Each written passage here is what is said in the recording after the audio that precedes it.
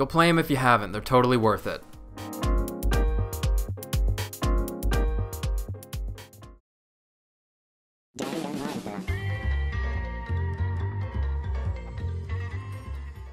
Danganronpa, or as it's properly pronounced, Danganronpa, but that's not nearly as fun to say, is a series that bathes in its extreme and satirical nature to deliver some of the most insane and wonderful situations that afford the player the pleasure of piecing them together and witnessing characters collapse. But as the main games have existed until now, they've followed a very precise formula, creating 3 games that are very much the same.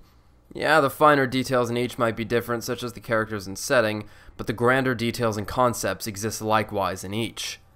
As I've come to see it for games, or really anything, doing something 3 times with only minor changes at the lowest level of design leaves little room for satisfaction from the third. Since the first time doing something is a proof of concept, the second is a refinement on that concept, so the third is left starved and can't help but feel familiar. Danganronpa is niche though, and that is how you say that word. So the idea of getting my fill of a zany as all hell whodunit is pleasing even if they are similar across each, as I just want to solve wacky convoluted mysteries. The problem, I'll call it for now, is that even if each character and case are wonderful and fulfilling, mostly wonderful and fulfilling, there are trends that are followed too strictly across all 3 games. Let me know if this doesn't sound familiar. There are 16 students, half male, half female. The main character has an ahoge, that's the stupid cowlick antenna thing. Listen, you're a weeaboo if you're playing this, you know what I'm talking about. The first character to bite the dust is unexpected in some way. There are 6 chapters. The third is a double murder with the culprit acting on an unreasonable motive. The fourth is tragic and heartfelt. The fifth is unsolvable. And the 6th is a trial for a little bit before turning into a 3-hour list off of revelations. And of course, Hangman's Gambit is terrible in each. While some of these aren't as severe as others, you get the point. With Danganronpa V3, it was the chance to break away from the precedents 1 and 2 set while still maintaining the defining features and theming that make it Danganronpa. To shift the series into something new, yet appropriate, if not a full step, at least a half step as a new proof of concept. And it looked like that was going to be the case, as the prologue and first chapter presented something never done before in the series. A female protagonist, but not only that, a main character without mystery or doubt behind their talent, and not only that, the first time the player character was a blackened. The first case of this game is an exception in this series, not only for its novelty, but how it represents this game's theme, how it's a lie in and of itself, that it immediately builds an expectation only for it to be torn down, leaving the player with something so familiar. But this isn't incompetence, this is designed. V3 knows exactly what it is, allowing it to deceive and string the player along into a grand scheme that delivers a ballsy ultimatum that's not only appropriate to the theme, but injects a message that can disrupt a player's foundation for what it means to harbor expectations and desires. But before getting into all that, how did the scheme play out? What was done to give this ultimatum its power? Whether the expectation was built from her protagonist's spot reveal during the 2016 Tokyo Game Show, or just as the game starts, having Kaede Akamatsu as the main character sets the stage for a fresh experience, a new direction. But as said, that's quickly destroyed and the game resets to the familiar, putting it in line with its predecessors, as the cases to follow the first feel conceptually like the respective cases in the previous games, especially regarding 2.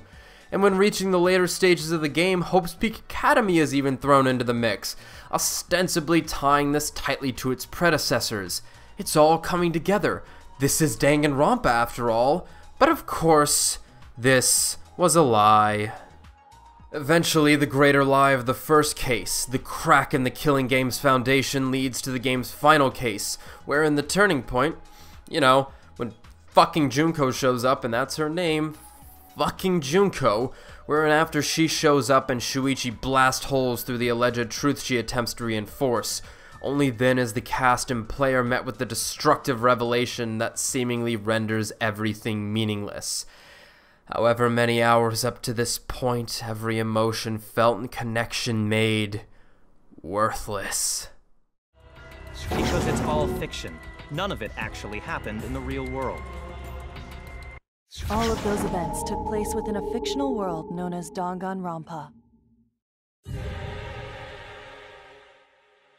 When the veil is pulled back as far as this, suspension of disbelief is destroyed, putting the player in a state not so welcome when playing games, or really when experiencing any media. People don't like being taken out of an experience.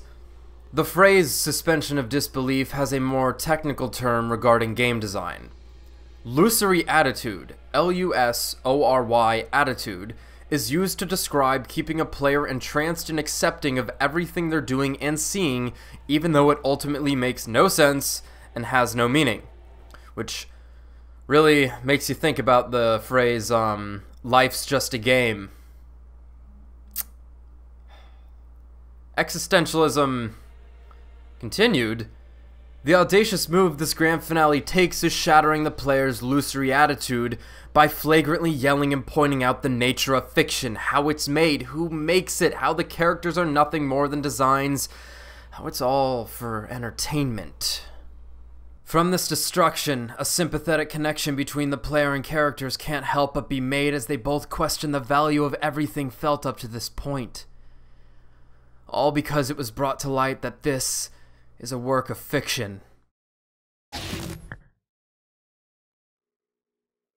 And while this might seem like where everything has fallen apart, the opposite couldn't be truer. Holistic is a very powerful word that is used to describe something that is beautifully comprehensive and interconnected. In the case of games, this is where the different components orbit around a high concept, and by extension, a theme to create a holistic work. So, in the case of Danganronpa V3, what greater way could there be to tie a game about lying together than bringing to light the arbitrary and empty nature of the lies humans enjoy most? Fiction. The real kicker here is the use of meta-narrative, something I'm usually not a fan of as it's easily executed poorly, and chalking up empty feelings to "that's the point" can be too convenient of a catch-all or excuse to do something for the hell of it.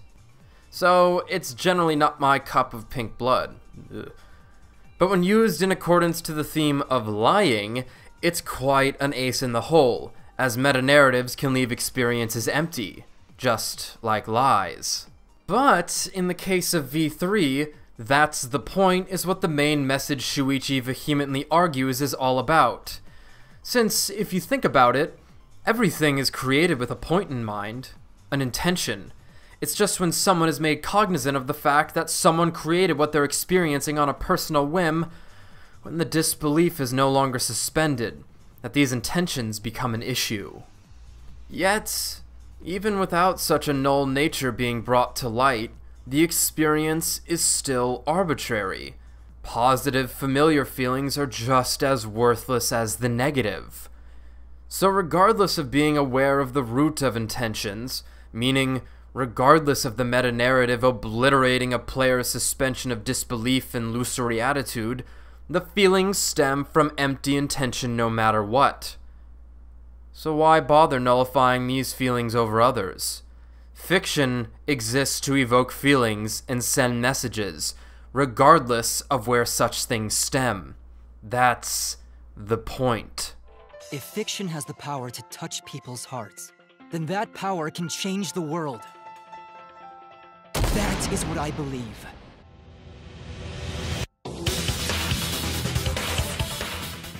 Shuichi screams it and argues it best himself to say, "So what if it's fake? So what if it's designed? The emotions felt are real, damn it." That fiction, even if it comes from the empty trenches of someone's mind, it can gain value from the results and feelings ultimately felt. Kokichi, the character who really personifies V3, puts it best at the end of the fourth case. It's fine, as long as you lie for a good purpose, right? Alright, that's a bit twisted. The idea, though, is that lying isn't inherently bad.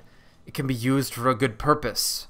And the greatest reinforcement of this is in the gameplay itself, as the game cannot progress without lying. They're used as tools to find the truth. It's all a means to an end. That's all lying and fiction are, after all.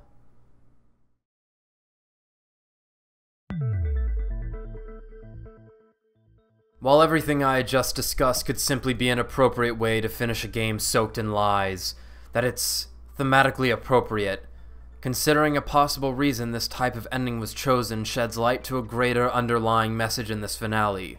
Maybe they really did want to deliver a message about the worth of fiction, and maybe they wanted to tell that message to take a jab at how people can't separate a work from its creator, that they look too far past the fiction and lose all suspension of disbelief, and can never properly empathize with characters knowing they are just simply written by someone. Or maybe they wanted to create something that would destroy all expectations and precedent that had been built up across the series, that instead of doing something completely fresh a third time, they did it one more time to say, "Is this really what you want from Danganronpa?" I know the point of what I just discussed is that it doesn't matter where the fiction comes from, but this potential motive, though, is where the true brilliance of Danganronpa V3 lies, that the blatant message of fictional power itself could be a lie or a front to achieve a greater goal. Now that's meta.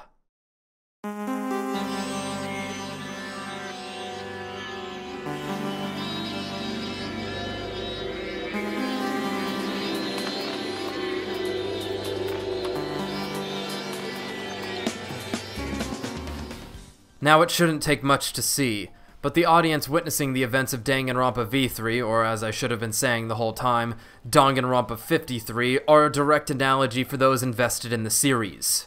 And when I say direct, they are figuratively and literally the fan base of Danganronpa. Of course, they're taken to an extreme as 53 times of wanting something the same way is absurd.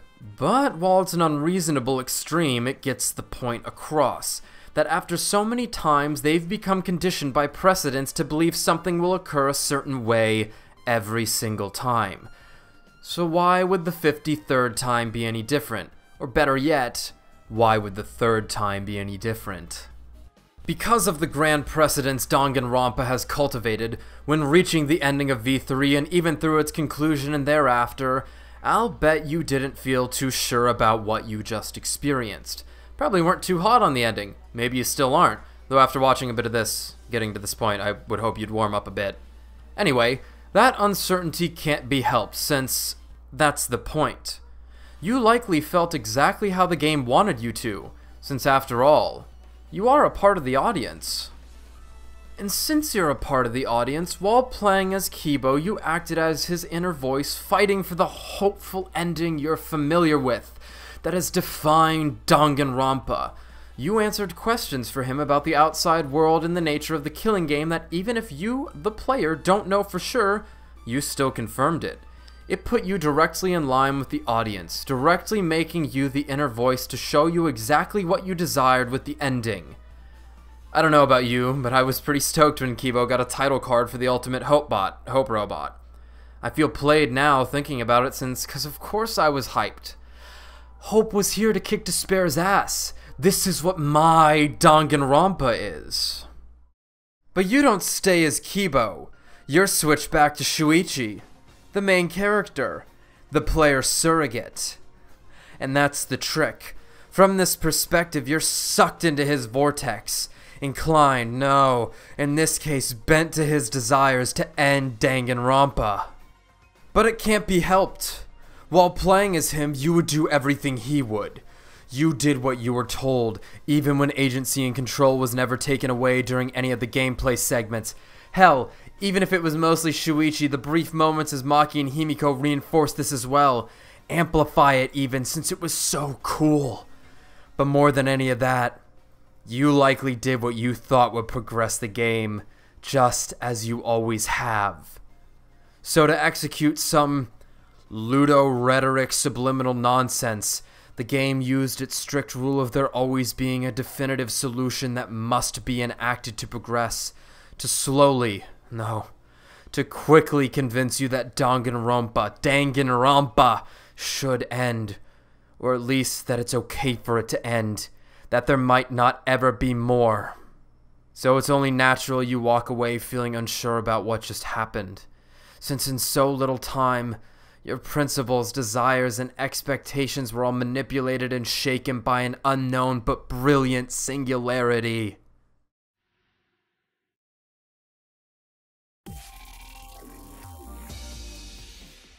So the game strings you along, exactly as it wanted right to the very end. Shuichi, and really this final class trial was used to tell, if not convince you, Danganronpa isn't always going to be around or going to be what you want it to be. That it can be different and more than just hope and despair. It can be a fighting game. I think among the messages that this finale gives, that this game gives, this one, not only for its execution, but how it's a dexterous hat trick to allow the series to be more than it is, more than it was, is one of the most exceptional, clever, and I'll say it again, ballsy things I've seen done in video games. All in all, the meta-narrative is cohesive to the work, as it's given foundation from the theming and reinforcement through the gameplay. I think it also helps a lot that it doesn't come off as pretentious, even if delivering a message that exceeds the game it's present in, as it can apply to any fanbase's expectations and desires. V3 is a beautiful, scintillating, deceptive gambit that even if doomed to be divisive from its conclusion, as that's just how meta-narrative goes, it sets the stage, or better yet, cleared the stage for whatever act is to follow, or never follow. No, I wonder if Team Danganronpa can pull off something as holistic as this ever again.